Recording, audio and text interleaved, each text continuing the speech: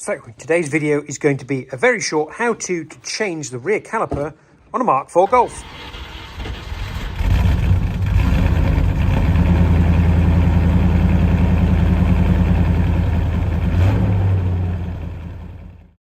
So these rear brake calipers on this Golf and other similar Volkswagen products of this era are not as simple as you might think, because they are both a hydraulic foot pedal brake, but they also have the handbrake as well. So normally on a vehicle that has discs on the rear, there is a separate drum brake on the inside of the disc brake in this middle section here, which allows the handbrake to operate separately to the foot brake. However, on these Volkswagens, it's one and the same. So the caliper here, which is operated by the foot pedal, also has, as you can see down here, it has a cable running to it from the handbrake. So the caliper here does both foot brake and handbrake.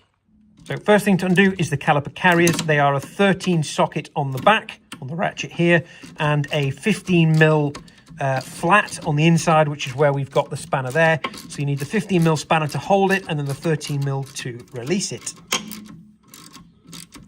So unlike doing the discs and pads as we've done on this Golf already on the front, you don't have to take the carrier off, which is the slightly more rusty looking part here, because we are just replacing the caliper itself. These discs and pads, while they look a little bit crusty, they're actually not very old. There's no real lip on those discs, and there's still a reasonably usable amount of pad on there, especially because these are rears, so they don't get as much wear as the fronts.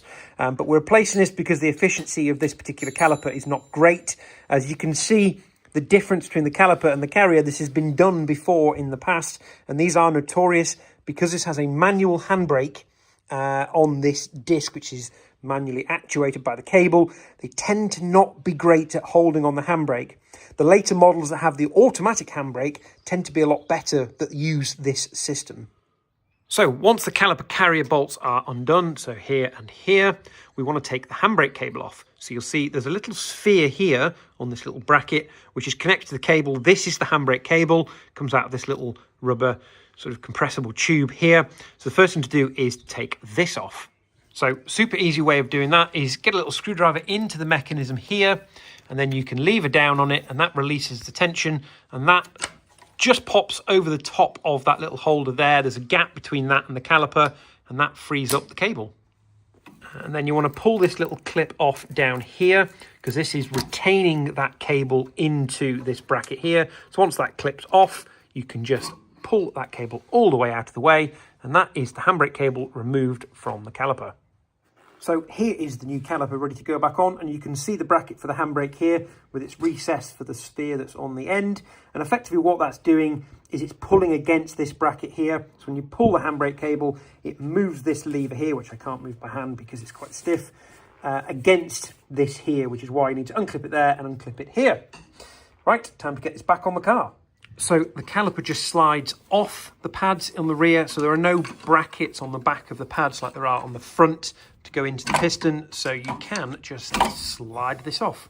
And there you go, so you can see there's the two pads either side of the rear disc, and the caliper is free. Now in this instance, we're actually going to just place this up here. It's still connected to the hydraulic line because we're going to get this off and give it a clean. And depending on how crusty your caliper carrier is, that might be something worth doing, but we're not going to go into that in this video.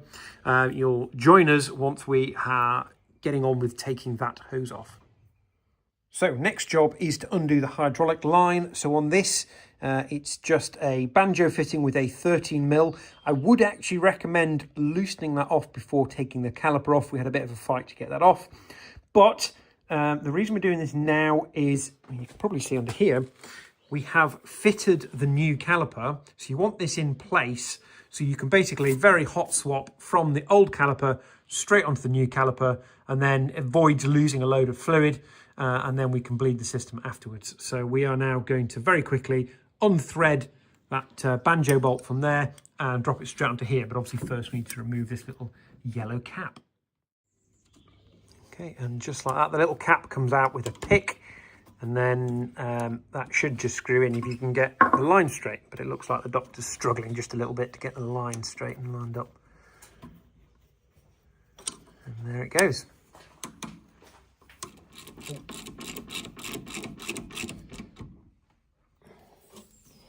FT. So these little banjo joints don't necessarily have a specific torque because there's a bit of a crush wash in there. So you want to torque it up, what we call FT, effing tight.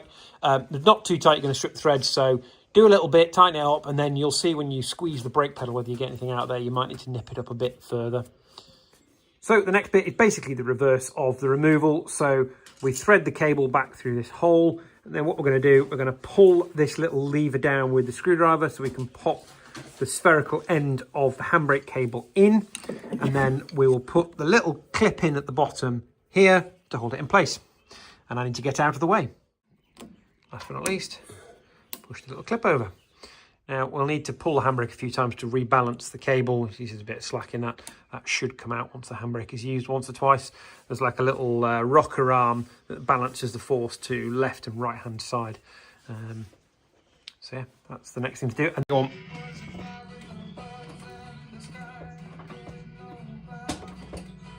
We are going to have to bleed the brakes in this. I'm not going to go into that on this video, but we'll pump the brake a few times just to get the piston to come out and meet up with the pads, and then bleed the system.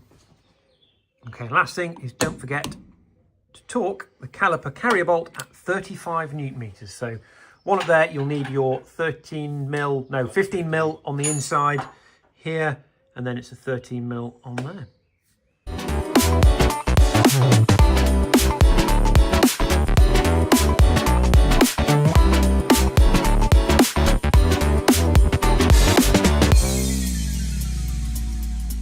Don't forget to like, comment, share, and subscribe. Thank you for watching. Cornflakes.